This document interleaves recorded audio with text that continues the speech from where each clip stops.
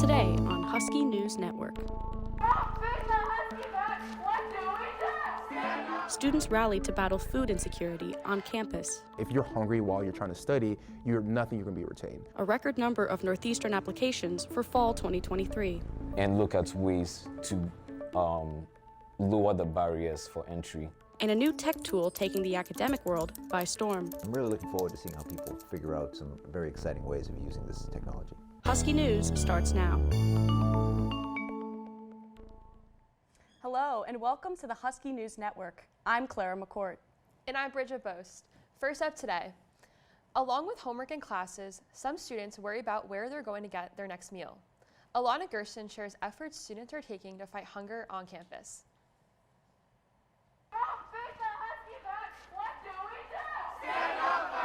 At the end of February, dozens of students marched from Centennial Common to President Joseph Owen's office to deliver a petition for No Hungry Huskies. No Hungry Huskies is a campaign to battle food insecurity on Northeastern's campus. The petition recently received more than 3,000 signatures. Every signature we have on the petition just shows another student on campus who understands that the cost of meal plan is outrageously expensive and understands the importance of being able to balance both eating while also studying without being under so much financial burden. Food insecurity is a major issue on Northeastern's campus. According to a 2021 survey from the Student Government Association, around 1 in 4 Northeastern students experience food insecurity. I think the biggest problem at Northeastern is the cost. It's plain and simple of the meal plans. YDSA did a study, SGA also did a parallel study into this, looking at comparable colleges from around Boston and Massachusetts. We found that it was on average 24% more for Northeastern students per meal than at any other college in the area. So that is a big factor in how the affordability plays into food insecurity. Meal plans at Northeastern range from 7 to 17 meals per week, and extra meals that aren't used don't roll over to the next week. With the high cost, students say they aren't getting enough for what they pay for, and they should be offered 3 meals a day. Every student on campus should have 3 guaranteed meals per day while they're studying here, because if you're hungry while you're trying to study, you're going to be retained. While some students are trying to get the university to listen to their demands, other students are taking the battle against food insecurity into their own hands.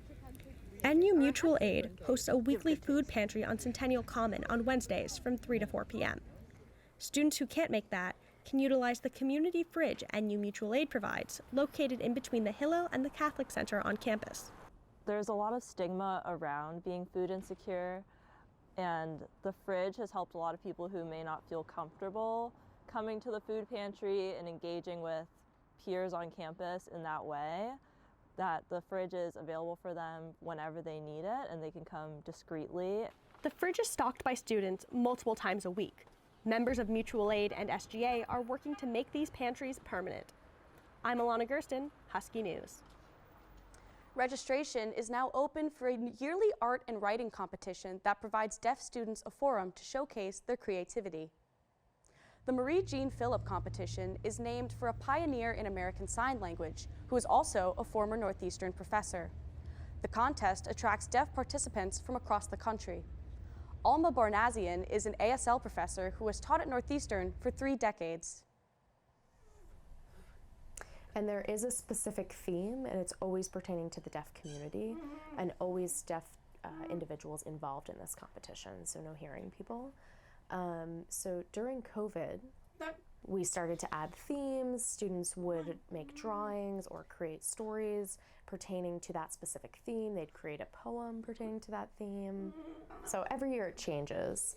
We've actually been doing themes for quite some time, but during COVID we created a specific theme about how it's impacted those students. So 1996 is when it really started. When he invented this competition or founded this competition. And the reason he named it Marie Jean Phillip is because Marie Jean Phillip actually had passed away, and she had a big heart for deaf children, loved storytelling, loved showing deaf students that they were capable of producing beautiful stories, poetry, and storytelling. So that was really the start of this competition. Students from the United States and Canada are encouraged to take part in the competition. Winners will be announced at a ceremony in mid-April. Northeastern is facing a surge of new applicants. The university released data saying it received more than 96,000 applications for fall 2023. According to the report, this is an increase of almost 50% over the past 5 years. The data also shows a large increase of students from 3 African countries. The university reports 204% more applicants from Nigeria, 91% more applicants from Ghana, and a 47% increase from Ethiopia. While African student leaders are pleased by the numbers, they have questions about how feasible it is for these students to attend Northeastern. It would do Northeastern a lot of good to kind of embrace the kind of excellence and diversity that these applicants would bring to the table. But if they do want to do that truly, they need to the institution needs to kind of take a look at its policies, especially regarding financial aid, and look at ways to lower the barriers for entry. Despite their record applications, it's not known how many of the students from African countries will be admitted to the university. Claire has more on how these large numbers tie into the university's plans for next year. Thanks, Bridget. As we said, Northeastern reported 96,327 applicants in 2023.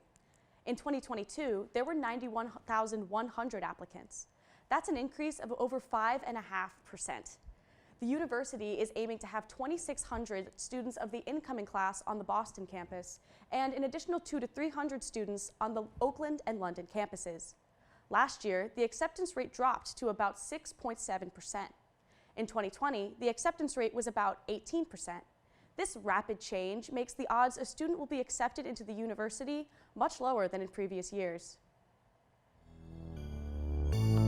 Coming up on Husky News, a new technology changing the way students learn, I'm really looking forward to seeing how people figure out some very exciting ways of using this technology. and a class helping students find a new way to distress.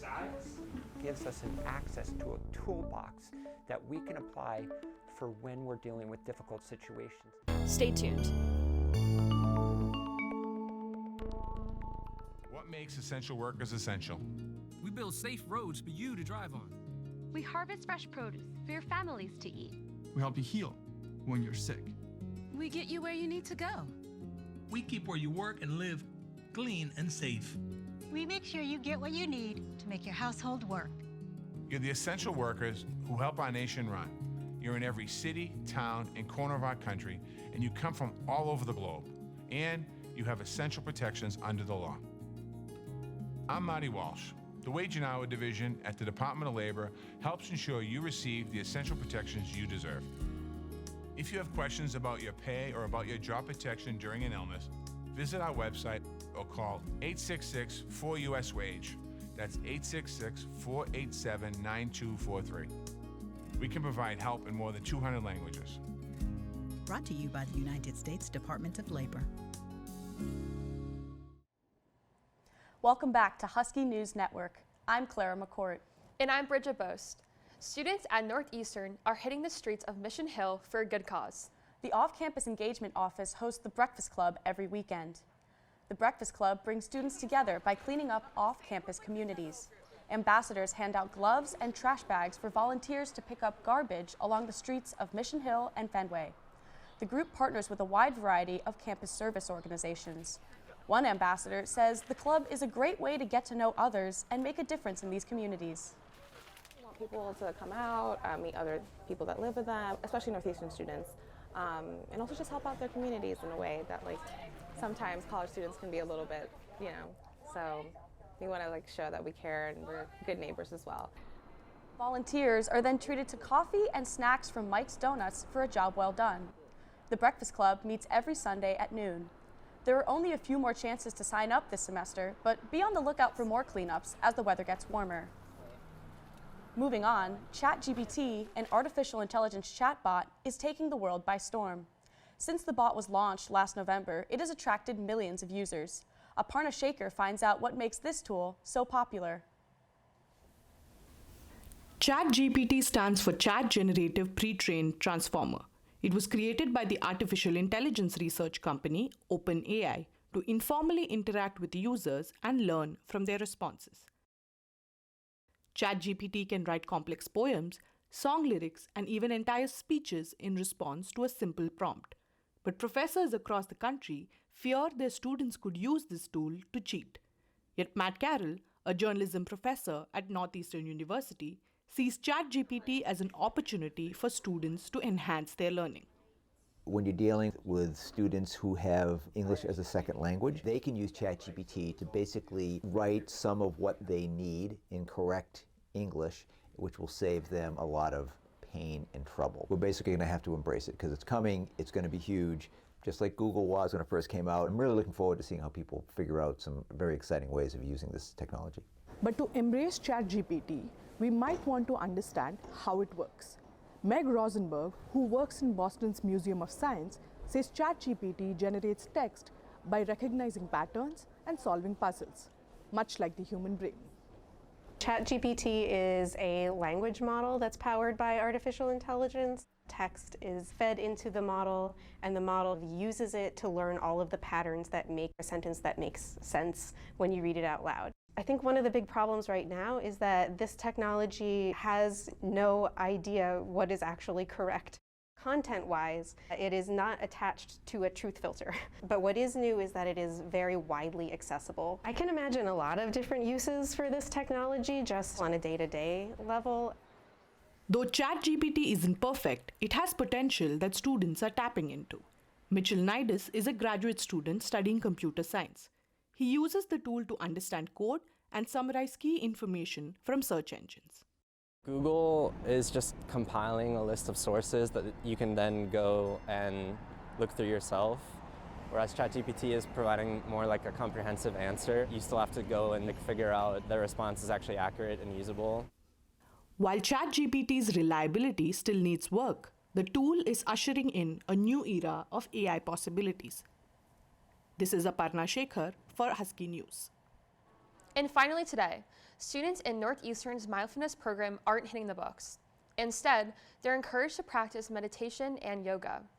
The health program offers classes, including one called Mindfulness Practices, as an elective for upperclassmen and graduate students. They learn about different types of meditation and relaxation. A head professor says the program can help students in and out of the classroom. When we have so many modern pressures that are on us all of the time, we're not given the tools of how to manage those pressures. So the mindfulness program gives us an access to a toolbox that we can apply for when we're dealing with difficult situations, and that will ultimately help us become happier in life. Introduced a mindfulness studies minor back in 2020 for students looking to learn more. Plus, this summer, some are taking their studies abroad to Nepal to study yoga. Classes are full this semester, but the program is looking to expand in person and online. Our own Claire McCord has more in this story. Claire, what else should students know about this class? Well, Bridget, I think people should really understand that it's not all meditation and yoga. There's a lot of academics involved as well. My partner and I had the opportunity to sit in on a mindfulness studies class earlier this semester, and we were just amazed by what they learn. They learn everything from meditation and yoga to, politics, philosophy, and even religion. Is it hard to get into one of these classes? Absolutely. So a lot of professors that we spoke to told us that the classes fill up very quick on Banner. But they're hoping to expand the program because I think that this big demand is because there's only 3 or 4 meditation classes available right now. So once the program expands, and hopefully there's a lot more on the Boston campus as well as online and on the university's other campuses, more people will be able to be in a meditation class soon. And does this tie into the wellness days we offer here? Not specifically, but I think that wellness is on the forefront of all of the meditation professors' minds. I think the university's recent measures to implement these wellness days really goes hand in hand with what they learn in these classes. It's bettering yourself in your mind, in your body, so that when you're able to kind of meet the demand of all these kind of strenuous academics that Northeastern provides us. Thank you, Clara. That's all the news we have for today. From all of us here at Husky News Network, thanks for watching, and we'll see you next time.